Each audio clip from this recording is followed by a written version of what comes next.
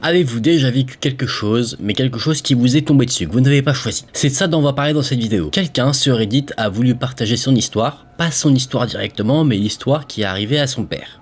Et moi, je vous partage donc l'histoire de quelqu'un qui a partagé l'histoire de son père. Oui, cette histoire a fait un long chemin jusqu'à vos oreilles. J'espère que ça vous plaira. Si c'est le cas, n'hésitez pas à laisser un j'aime et à vous abonner à la chaîne. C'est très important, donc vraiment n'hésitez pas à le faire. Je vous laisse mon Instagram juste ici si vous souhaitez m'envoyer une histoire flippante qui vous est arrivée. Et si vous êtes maintenant prêt pour écouter cette histoire, on est parti pour voir ensemble le témoignage du père de Gary, que nous allons appeler Frankie. Nous sommes au printemps 2014. Une saison qui se trouve être une saison creuse en termes de business pour l'entreprise de Frankie. Il travaille dans un atelier automobile, donc à cette époque-là de l'année, au printemps, les routes sont dégagées, plutôt agréable à conduire, donc il y a moins d'accidents, peut-être moins de nécessité de réparer son véhicule, donc c'est plutôt tranquille dans l'atelier automobile de Frankie. On était à la mi-avril, aux alentours de 16 h. Il y avait une petite brise printanière, et donc Frankie a voulu profiter de ce temps agréable, et il a donc décidé de se balader aux alentours de son magasin. Ce magasin se trouvait juste à côté d'un petit ruisseau, ainsi que d'une piste de course, et de l'autre côté il y avait une petite colline qu'on pouvait traverser car il y avait un chemin. Alors qu'il était en train de se balader, il était au niveau de la petite colline, il a entendu un bruit. Il a donc plissé un petit peu les yeux pour voir s'il discernait quelque chose, et effectivement il a vu un truc. Il a vu quelque chose de bleu. Étant très soucieux de l'apparence de son entreprise, il nettoyait toujours autour de son magasin. Il se disait, je ne veux pas laisser un truc bleu comme ça à côté de mon magasin, ça peut lui porter préjudice, donc je vais aller voir ce que c'est et l'enlever. Frankie y va donc, et Frankie, en se rendant donc sur place, au niveau de ce truc bleu qu'il a vu, il se rend compte qu'en fait, c'est une sorte de bâche. Et cette bâche, avec le vent, avait fait le bruit qui avait attiré son attention. Il n'était pas encore arrivé au niveau de la bâche, il avait vu ce que c'était, mais il était en train d'aller sur place vraiment pour l'enlever, sauf que juste avant qu'il n'arrive au niveau de la bâche, il entend un bruit, un autre bruit. Il a entendu une voiture entrer sur le parking de son magasin, donc un client. Donc ce que Frankie a décidé, c'est qu'il allait aider son client et ensuite revenir plus tard pour enlever cette fameuse bâche, aller la jeter. Sauf que aider son client a pris un peu plus de temps que prévu. Il était maintenant 17 h 30, le temps pour Frankie d'arrêter de travailler, il avait fini son service, donc il est rentré chez lui, il a en fait complètement oublié cette histoire de bâche. Ça peut arriver, c'est un petit truc anodin qui s'est passé dans sa journée, c'est passé, c'est rentré dans son esprit, c'est ressorti aussi vite. On avance au lendemain après-midi. Frankie est tranquillement dans son bureau et 3 policiers se présentent à lui. Les policiers interrogent Frankie ainsi que les collègues de celui-ci pour savoir s'ils n'ont pas remarqué quelque chose de suspect, peut-être des personnes avec des comportements étranges. Donc Frankie répond aux différentes questions et son fils, qui partage le témoignage, dit que son père a cette faculté de mettre les gens extrêmement à l'aise. Il est très charismatique, donc il peut inconsciemment donner envie aux personnes qu'il côtoie de partager des choses qu'ils ne devraient pas forcément. Comprenez par là que les policiers, de par l'aisance de Frankie à parler, vont peut-être partager la raison pour laquelle ils sont venus les interroger. Donc Frankie, ainsi qu'un de ses collègues, que nous allons appeler Thierry, sont en train de parler avec une policière du groupe de policiers qui est venu, et en parlant, elle dit qu'un corps a été retrouvé. Et ce corps a été retrouvé juste en bas de la colline, là où se trouvait Frankie la veille. D'ailleurs, c'est ce qu'a dit Frankie, il a dit « C'est fou, j'étais là-bas hier, pas plus tard qu'hier, mais j'ai rien vu. » Et c'est là que la policière va lui dire « Mais avez-vous remarqué une bâche bleue ?» Frankie répond que oui, et qu'il allait d'ailleurs l'enlever, et c'est là que la policière va lui dire quelque chose qui lui a glacé le sang. Il se trouve que le corps d'un homme avait été retrouvé, et qu'en fait il a été retrouvé par une jeune femme qui avait fait son jogging un peu plus tôt le matin, vers 10 h 30. Évidemment, Frankie est bouleversé, il se dit qu'il était en fait juste à côté d'un corps. En plus, à 10 h 30 du matin, il était là, donc il s'en veut, il se dit que peut-être il aurait pu faire quelque chose. Et donc la police continue le témoignage, il pose encore d'autres questions, et après avoir fini de poser leurs questions, ils partent et ils retournent sur la scène de crime pour terminer leur enquête. Tout a été bouclé, c'est-à-dire que personne ne pouvait aller sur les lieux, on interdisait aux passants de prendre des photos. Les policiers, eux, ont vraiment fouillé minutieusement toute la scène pour essayer de trouver le moindre indice. Et si vous voulez une meilleure idée de à quoi ressemble un peu la scène, vous êtes chanceux, et moi aussi, on a une photo. On avance de quelques jours, la police est revenue plusieurs fois vers le magasin de Franky pour savoir s'il n'avait pas eu des nouvelles, s'il n'avait pas vu quelque chose de bizarre, et ils ont remarqué qu'il avait des caméras de sécurité. Donc ils ont demandé à pouvoir voir les enregistrements. Franky étant très sympathique a posé quelques questions et les policiers lui ont répondu. L'homme qui a perdu la vie était un homme d'âge moyen et il a été poignardé à mort. Franky avait quelques théories sur qui aurait pu être responsable, car il se trouve qu'il y avait quelques personnes, des personnes qui avaient l'habitude de se droguer, qui rôdaient autour du magasin, qui voyaient de la ferraille. Donc pour lui, peut-être que la personne qui est décédée a fait une mauvaise rencontre avec ce groupe de personnes.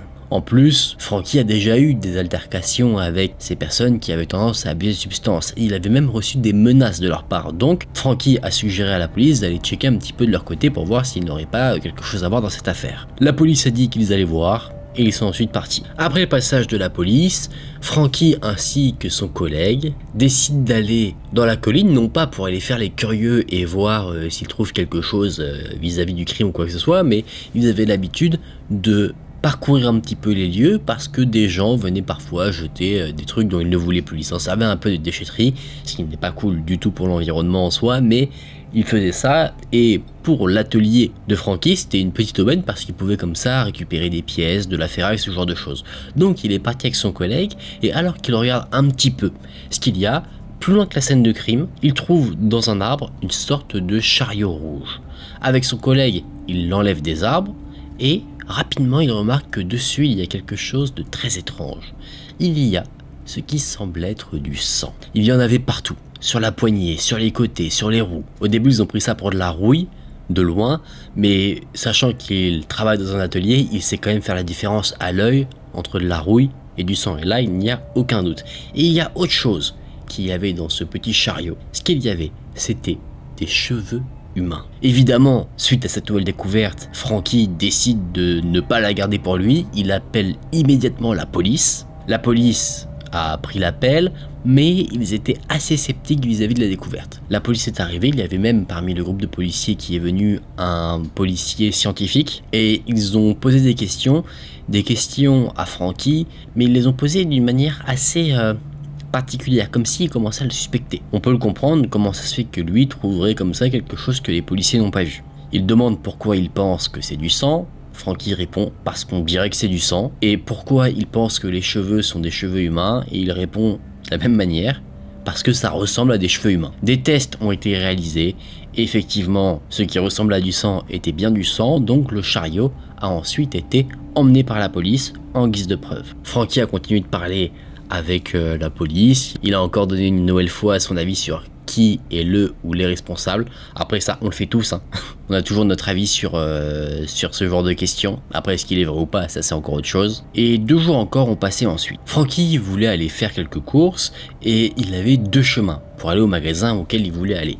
Soit il faisait un détour pour rejoindre la route principale, soit il pouvait passer par une sorte de petit chemin de terre qui était en fait un raccourci pour rejoindre la route principale, et c'était beaucoup plus rapide. Mais d'habitude, ce chemin de terre était bloqué par une voiture qui appartenait à une des personnes qui avait l'habitude d'abuser de substances. Sauf que là, la voiture n'est pas là.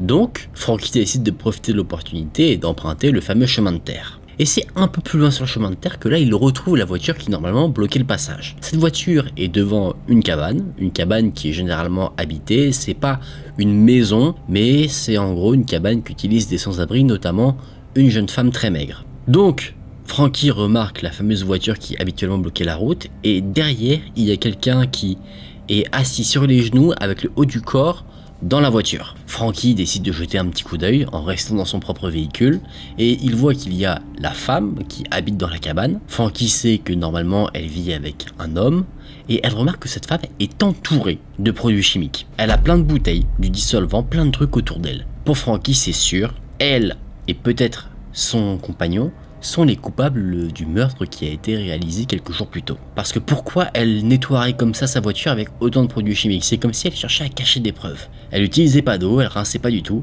elle y allait aux produits chimiques purs. Est-ce que ça doit être très bon ensuite de prendre la voiture entourée des odeurs des produits chimiques? Pas sûr. Cette fois-ci, on était en juin, il faisait très chaud, donc c'est pas le meilleur move de nettoyer sa voiture aux produits chimiques avec un temps pareil. En plus, second détail qui peut avoir son importance, il y avait pas très loin une entreprise qui permettait de laver son véhicule. Donc pourquoi laver son véhicule soi-même aux produits chimiques purs comme ça, alors qu'on pourrait, pour pas très cher, laver son véhicule dans une entreprise de lavage. Frankie décide de faire quelque chose. Vous allez voir qu'il a une paire de balls assez énorme. Parce que devant lui, il a potentiellement ceux qui ont réalisé un meurtre. Donc c'est pas rien. Ce sont des personnes qui sont potentiellement dangereuses. Alors, lui décide de reprendre sa route jusqu'à le magasin auquel il voulait se rendre. Son objectif, il l'a pas perdu. Et en passant, il ouvre sa fenêtre et il crie. Alors, on essaye de couvrir un meurtre? C'est chaud. Il entend qu'il se fait insulter en partant, mais ça le surprend pas plus que ça.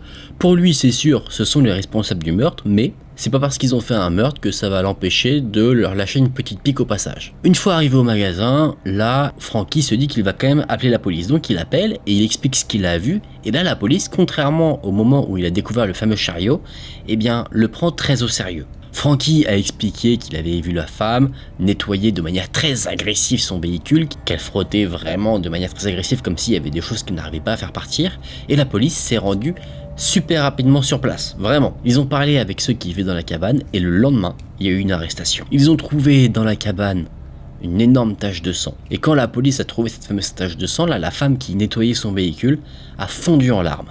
Mais qu'est-ce qui s'est passé? Je vais vous le dire. Mais juste avant, je vous rappelle que si vous souhaitez soutenir la chaîne, n'hésitez pas à vous abonner, à laisser un j'aime, c'est très important. Je vous mets le Instagram juste ici si vous souhaitez m'envoyer votre histoire flippante à vous. Peut-être que, comme dans cette histoire, vous avez résolu un meurtre, ça m'intéresse. Et donc maintenant, la grande révélation. Il se trouve que la femme qui s'est effondrée en larmes, ainsi que son petit ami, connaissait la victime du meurtre. Cette victime était un homme du nom de Rich. Et ce fameux Rich était habitué à se rendre dans la fameuse cabane où vivait la femme et son compagnon pour abuser de substances en leur compagnie. Sauf qu'à un moment donné, les choses ont dégénéré car Rich a été suspecté de prendre des substances pour lui tout seul et de pas partager avec tout le monde. C'est là que les choses ont commencé à se dégrader. Rich et le compagnon de la femme se sont battus. À un moment donné, le compagnon a pris un objet pointu, un poignard, et il a poignardé Rich, qui a ensuite perdu la vie.